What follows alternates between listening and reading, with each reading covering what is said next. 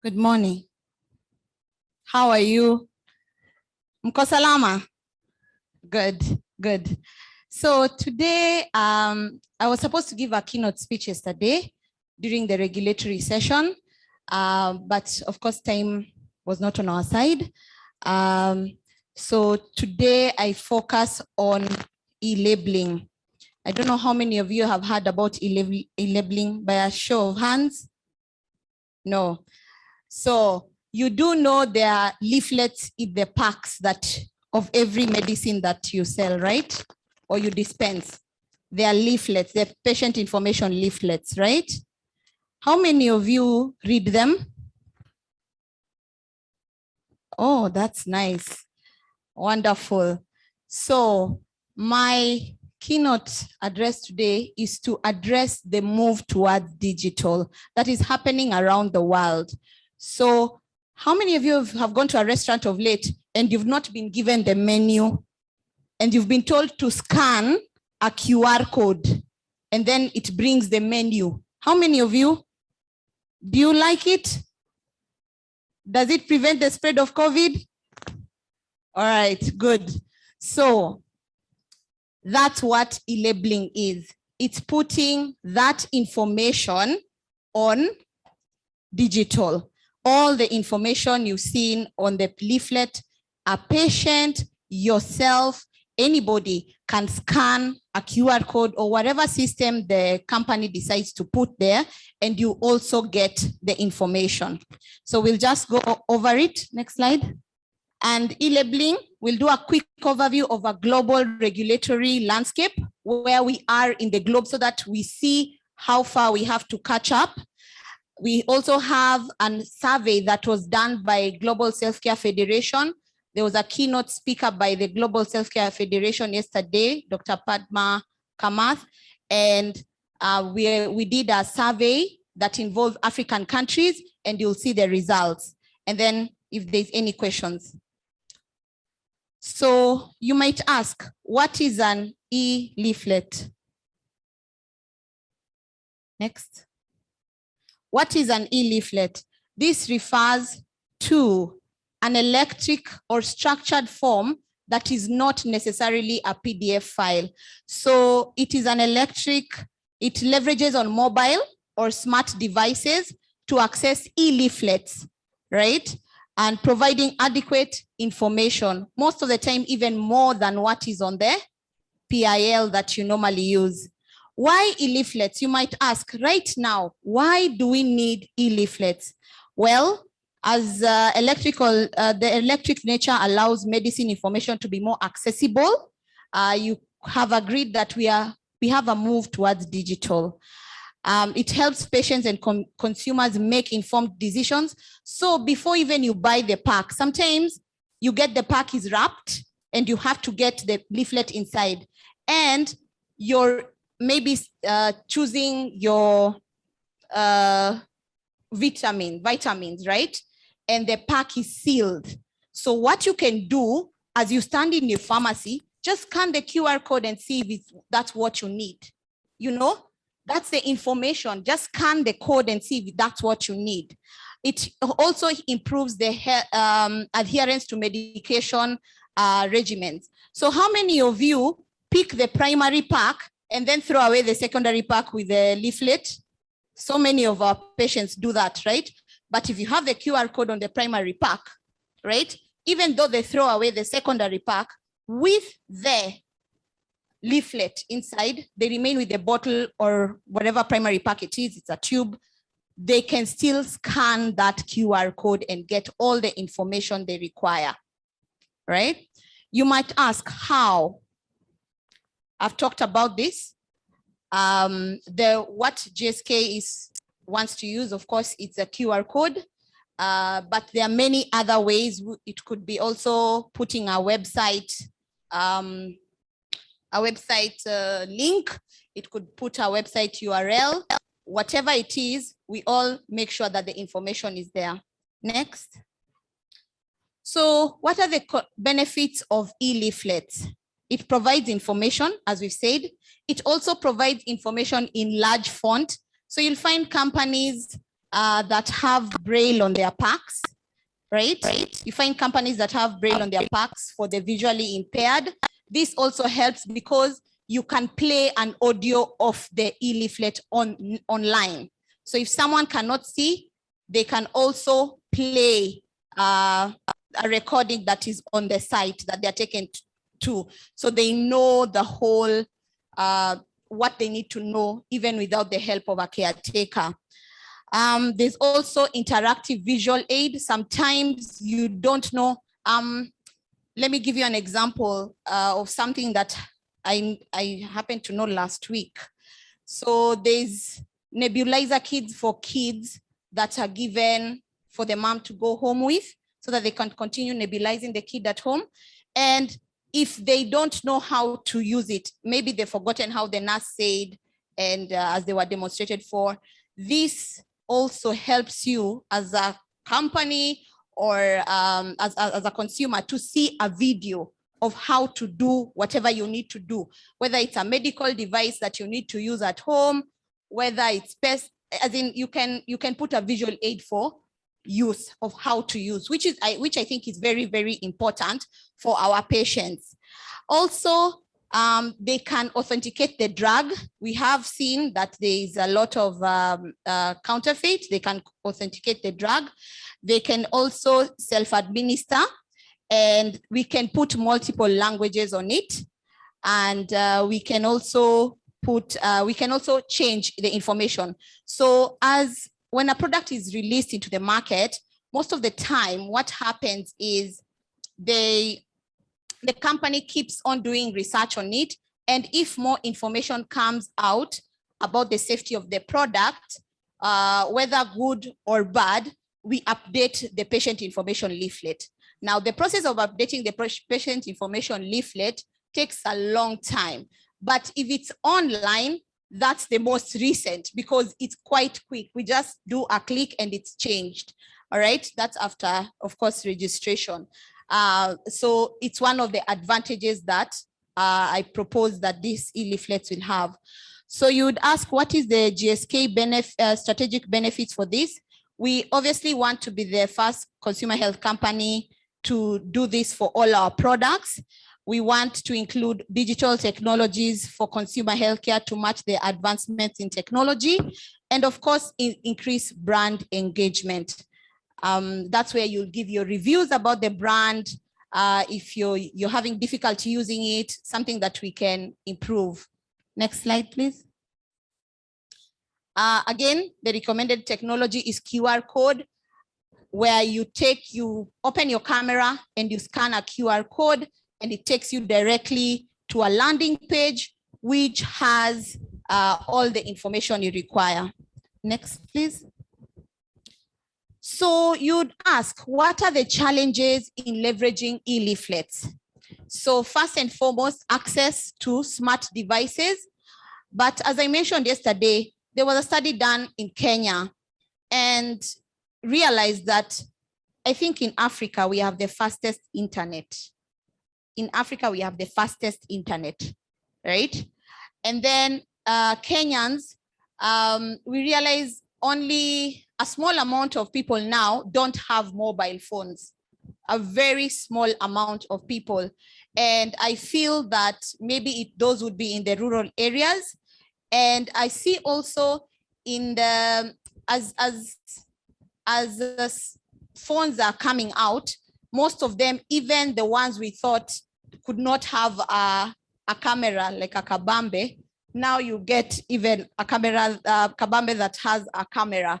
So it's becoming smart-ish. And that's something that maybe could be a challenge because not everyone has that kind of phone.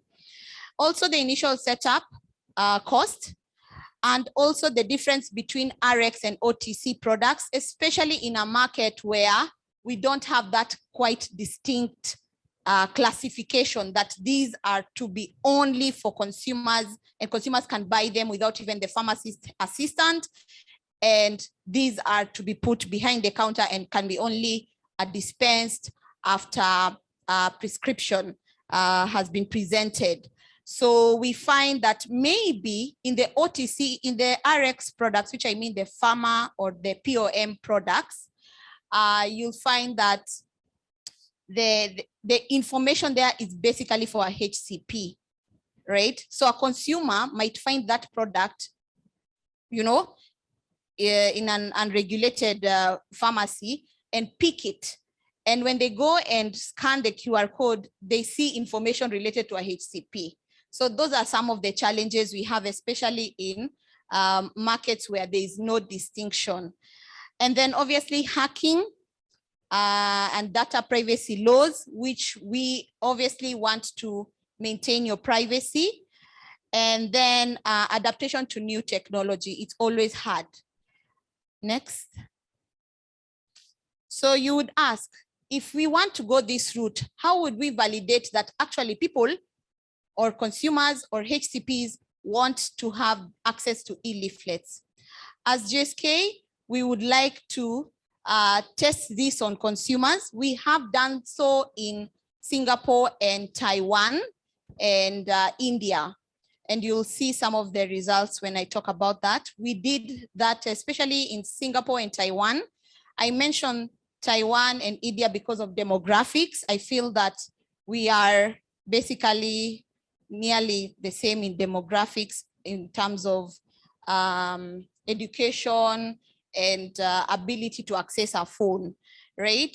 So we did a study, and this involved actually pharmacies. And when patients walked in, we had a criteria. And in the criteria, we saw that anyone who is related to a medical person was not in the criteria, because you know, all of you get calls from your relatives and friends. So we had to make sure that is out. Just someone who does not have any medical assistance in a close family or friends, and they are not in the health industry also.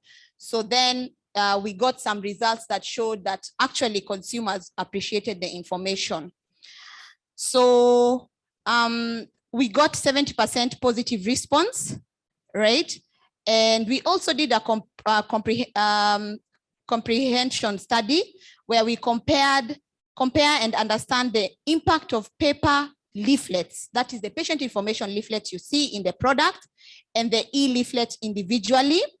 And if people understand if they need it as a synergy or separate. And you'll see when I'm looking at the global scale, some of the markets that have, and they say you must have the paper leaflet, which is okay, plus an E, you can have an e-leaflet, or there are some who actually give you the choice for especially OTC products to have an E. It actually saves on a lot. If you're in manufacturing, you know what I mean. Next slide. So what is the feature of e-leaflets at GSK? As access to smart device increase, e-leaflet will be the choice for patient information. As medicines evolve, patient information is increasing. You want more information over and above what is in the leaflet. You even want explanation of what that statement on the e-leaflet means. So we want to put more information there because it allows you to put a lot of information rather than what is just a minimum requirement. Sustainability. Of course, we have the sustainability pledge, and I don't know if most of your companies have this, and yourself, if you're a person who is an environmentalist by heart, you do know we are saving trees and we are looking at climate change and we are looking at recycling packaging and all that. And this also helps in ensuring that we fulfill our pledge as GSK to sustain the environment. Next slide, please. So we're going to have a quick overlook of some of 4 countries that have enabled e-leaflets. Next. So we go to Singapore, where they had their finalized guidelines on e-labeling of therapeutic products this year, 30th April. They have set up a guideline for e-leaflet, and based on the meeting between GSK, CH, and Health, the HSA team on 28th of April, the HSA confirmed extension of non-prescription therapeutic products to continue using the e-leaflet. So it's something that we pride ourselves in driving, and we want to start the same here in Africa. When we look at India, no patient information leaflet requirement for drugs approved after 4 years. How many of you have drugs that were approved over 4 years ago? Can you imagine being told the cost of that medicine, manufacturing that medicine, is going down because you don't have to have a patient information leaflet, and you can choose to have e-leaflet or the patient information leaflet in the product. Next slide, please. Taiwan. So the TFDA is setting up a central repository for OTC labeling, same as what's happening in South Africa. So what's happening is that we've realized that patients, as we spoke yesterday, self-care, patients want to take health in their own hands, but we have to help them do that in a very regulated manner. So we've seen many authorities setting up repositories for this information. I think even the UK, they're setting up, they already have a site that you have information about different, you can go and type in a drug name and you'll find the PIL there. So they're setting up such, and also we encourage our health authority to do that so that we can be able to put our information there. That information is very trusted because it's on the health authority's site, right? And of course, it can't go there without approval. So that's what we encourage. And then we go to Australia, where e-leaflet is allowed, and on non-prescription medicines, and PIL is not mandatory. Next, please. So as I said, we have, we did a study. It was just a survey, not really a study, but just a survey where we asked a few colleagues from different companies and associations across Africa to fill in a survey on e-leaflet. I use e-leaflet and e-labeling interchangeably because it means the same. Next. You'll see it was global, and Africa did have 12 countries representing, and I must mention that Kenya was one of them. It was a survey where 71 countries globally were assessed. I believe that's more than a half of the world countries. I don't know how many countries there are in the world, but I know it's more than half. And we've seen in those 71 countries around the globe, 39 allowed e-leaflets, 32 were not allowed. So if you go to the next slide, you'll see that. Yes, e-labeling was allowed in 39 countries, and in 32 countries, it was not allowed. So you'll find, let's talk about a country like Japan, where they started allowing it for like health supplements and vitamins, and then POM products from August of 2021. So this is very recent information. We can talk about Singapore again. We can talk about where most often there's an add-on to the paper. There are countries like Australia, Czech Republic, Germany, South Africa.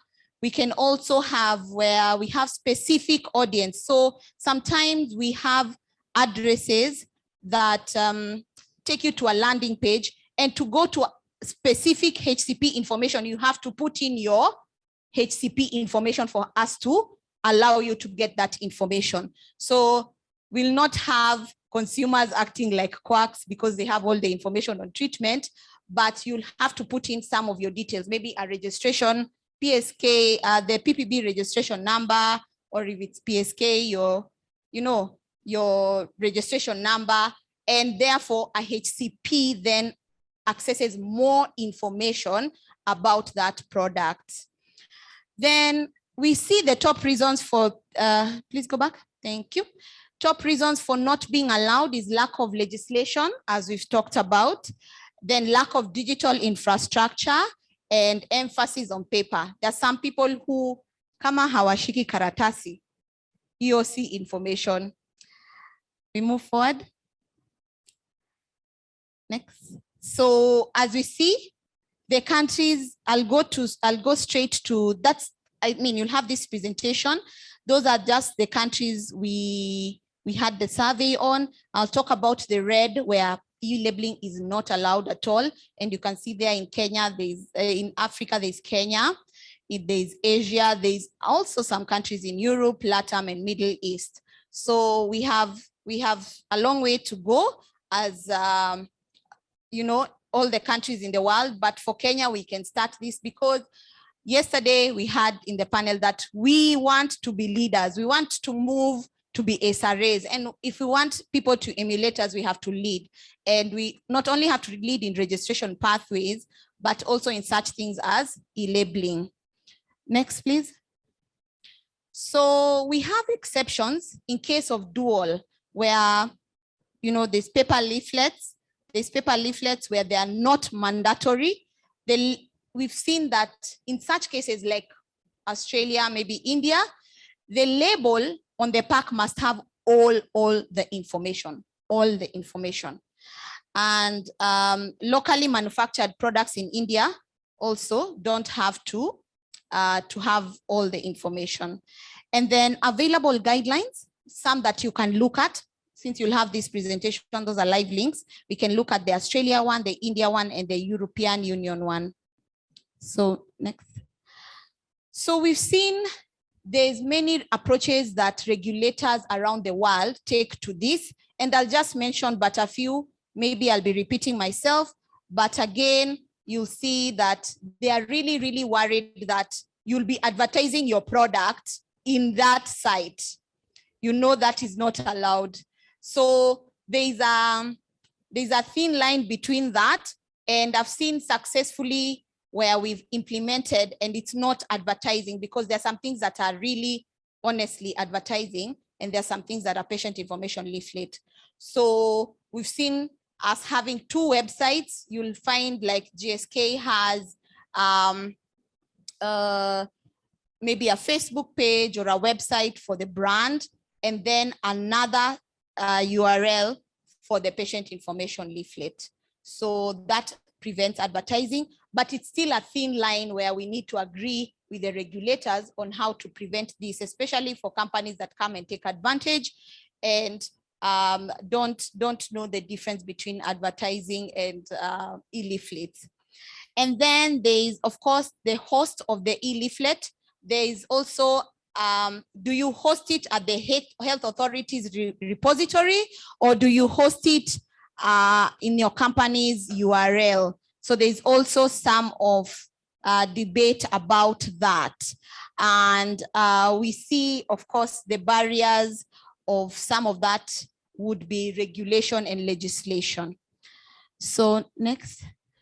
The learnings we have is that collaboration and agreement between all industry players is key to driving the beneficial initiatives of e-leaflets. We must collaborate as industry. We must collaborate with the healthcare, with the regulators. We must also collaborate with our consumers. That means doing the surveys, doing the studies, listening to them and knowing, and also the HCPs and knowing what they want. We propose a win-win-win. We do not like win, lose, lose, or lose, lose, win. And this is between the consumers, health authorities, and industry. The consumers of the PIL, that could be the patients or the HCPs. So we propose a win-win-win for all. And that's why we listen to all sides and come up with a solution.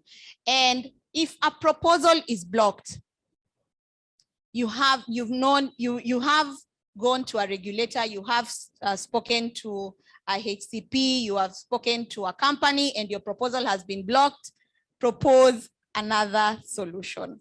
That's what I say. Propose another solution.